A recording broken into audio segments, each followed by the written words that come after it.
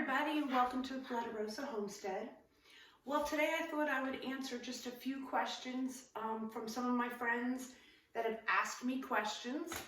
And the first one I'm going to do is I'm going to show you today the best way to plant some lettuce. Now, doing it this way, you could live in an apartment and you could grow lettuce. You could live in just a small house with a small piece of property and grow lettuce without even having a garden. And how is that done? It's with a milk carton, some soil, and I grew this from seed. This is butter crunch lettuce. And you need a good blade to cut around, or a scissor, and some tape. So let me show you how it's done. First of all, take your top off your milk container. Okay?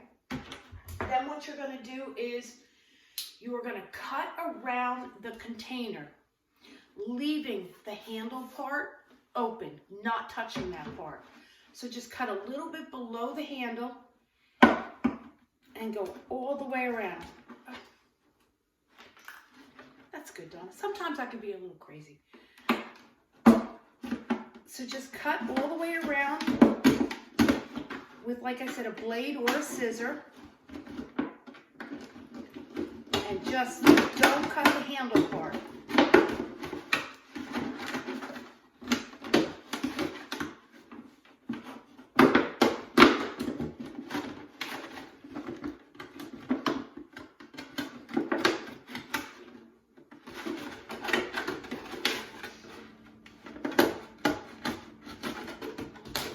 And you got to do enough that it can open.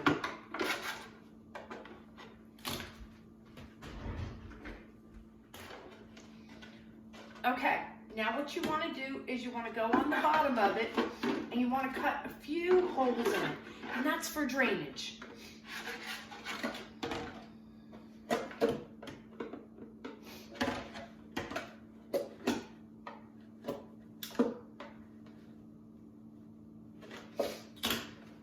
So I cut my holes. Now what you want to do is you want to take your soil and pour some soil in.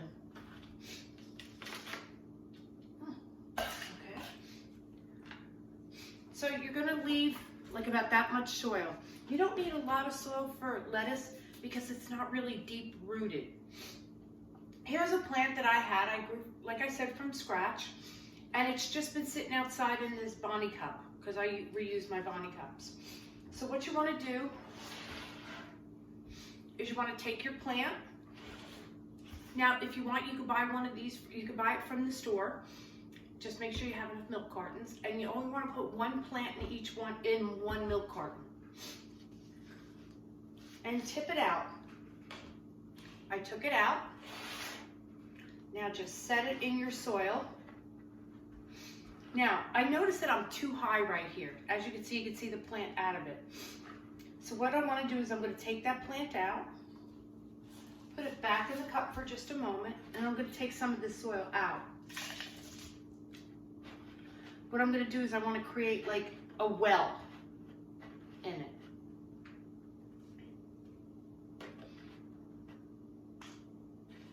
Take back the plant back out again and put it in. And that's better. I only want a little bit of it hanging out. And then I just backfill it back in so that there's soil all the way around the plant.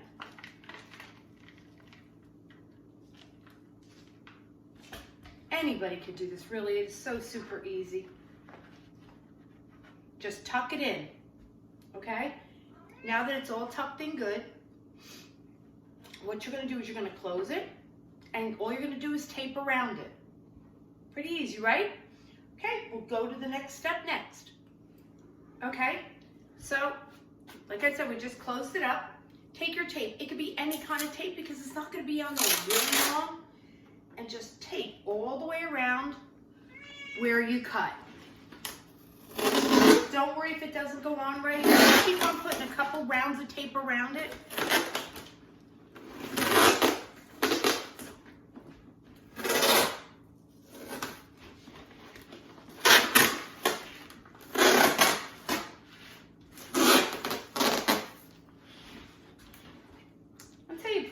shield everything up.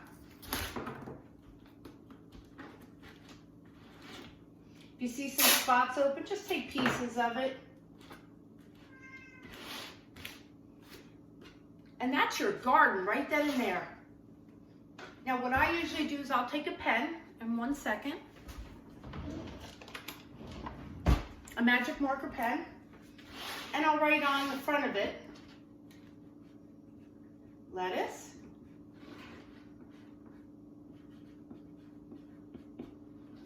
and the date, so I know what date I put it into the milk carton. And that's it. This could be put on a fire escape little balcony if you have it. This could be put anywhere outside. You could put it inside, except it wouldn't look as pretty.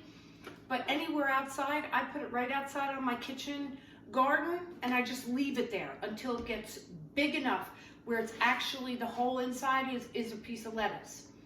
One thing to remember with lettuce is lettuce grows over and over. So when it comes time that your lettuce has really used up this container, take a knife, cut it, leaving about 2 to 3 inches above the ground. Leave the lettuce head. By leaving that 2 to 3 inches, it's going to grow again. And it could grow.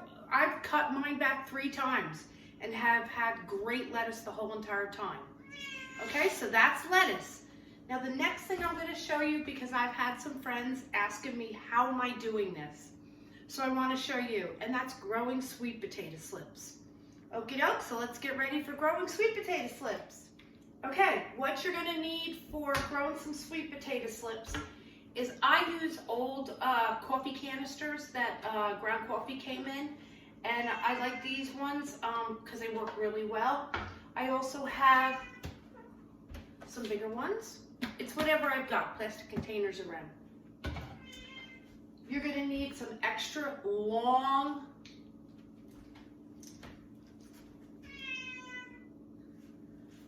toothpicks, and you're going to need sweet potatoes. Now I was at the food bank today, and some of the potatoes that they were going to like toss, I asked if I can have them because those are the greatest ones to work with. And here is a good one. This is excellent, in fact. You can see I've got a root down there starting and right there. These are not the slips, these are the roots, okay? This was great. I don't care that it had an ugly mark on it. Here's another good one. You can see the root coming out of the bottom. Here's another one with just the root coming out of the bottom. Okay. So what I'm going to do is I'm going to work with this one, the first one I showed you. It's got all that on the bottom and then this coming out. So what you're going to do is you are going to poke 4 of these toothpicks into it. Now what you want to do is you want to go about halfway up.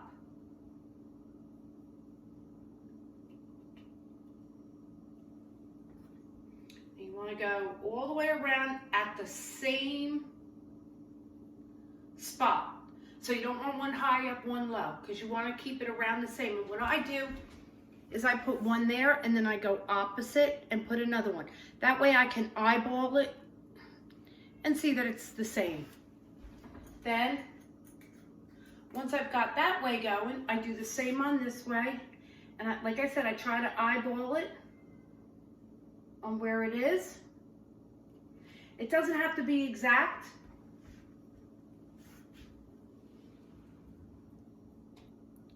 And I eyeball it.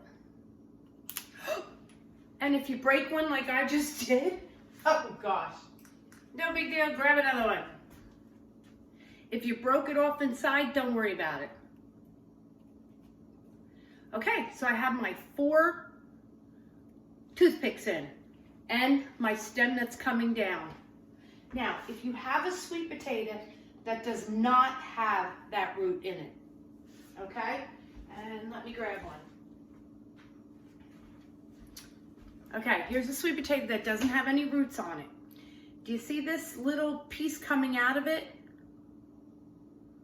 Okay? you want that up in the air, and you want the other part down.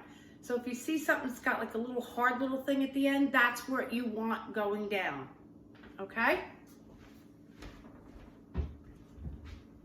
And it just fell off the counter.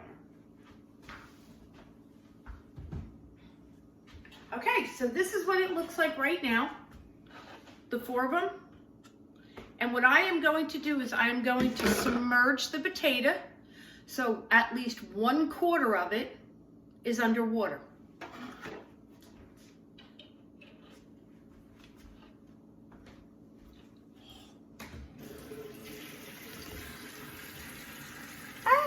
Sorry about that. Okay, so I've got 1/4 of it underneath the water, and that root I made sure that I pushed down and got underneath the water. And that's as easy as it is to get potatoes, sweet potato slips. And let me show you one that I've been showing you guys all along. Hopefully you could see this. So, here are my sweet potato slips. Aren't they beautiful? And what I did is I started out with a potato, just like I have right here. Oh, and here's another one. I put it in water, and this is what came out of the bottom. And then hopefully you could see these coming out right here? I've got 2 more right here.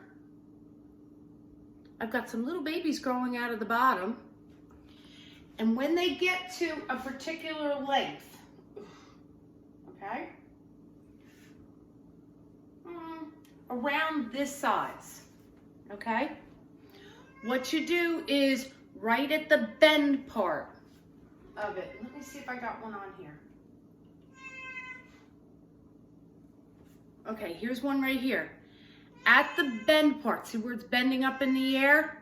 You take it just below the bend and you just cut it off with a scissor or a knife. Then take that part and submerge in water. Now at the bend, some of these were already coming out of it right here. That's fine. Look what grew it, look what's grown since. And this is only a couple weeks, maybe a week old. Now don't get frustrated. It takes a while for your slips to grow. But from what I've read online, and this is the first year I'm doing this, but from what I've read online, is each slip should give you anywhere from 6 to 8 potatoes. Okay? This one potato has given me 1, 2, 3, 4, 5, 6, 7, 8. Is giving me 8 slips so far. So think 8 slips times 6. We'll say 6. We'll go on the light side. That's 48 sweet potatoes from 1 potato. I think that's great. And that's all it is. And basically, I just leave this on a shelf in the kitchen. You can leave them anywhere because they are really pretty. It's been too cold to put them out. You have to wait for your temperatures to be averaging somewhere at night like 65 degrees. And then in that case, what I'll do is I'll take this sweet potato slip, and I'll do a video on this, but I go up to the last little root I have and go about another 2 to 3 inches down. So I would go to this leaf right here, this little leaf, this baby little leaf right there, and I'll leave that above the ground and go just below that. So then this would all be a sweet potato slip. And that's it for today. I just wanted to, I've had some questions about the lettuce, how I'm doing it. They saw it at my kitchen garden right there. So I've been asked questions on how do I do it? Can I show a more intense video on how it was done? And I've gotten asked quite a few questions about how I'm doing these sweet potatoes. So I wanted to give you a video. So again, thank you for visiting the Polettirosa Homestead. Thank you for going on this journey with me. what I will do is I have 31 subscribers. When I get to 40 subscribers, I will do another seed giveaway. So come on, get your friends and family to join up and go on a journey with me at the Polettirosa Homestead. Have a great day. Enjoy it. Hopefully the weather will be breaking. These 20-degree temperatures are horrible. Again, have a great day. Bye-bye.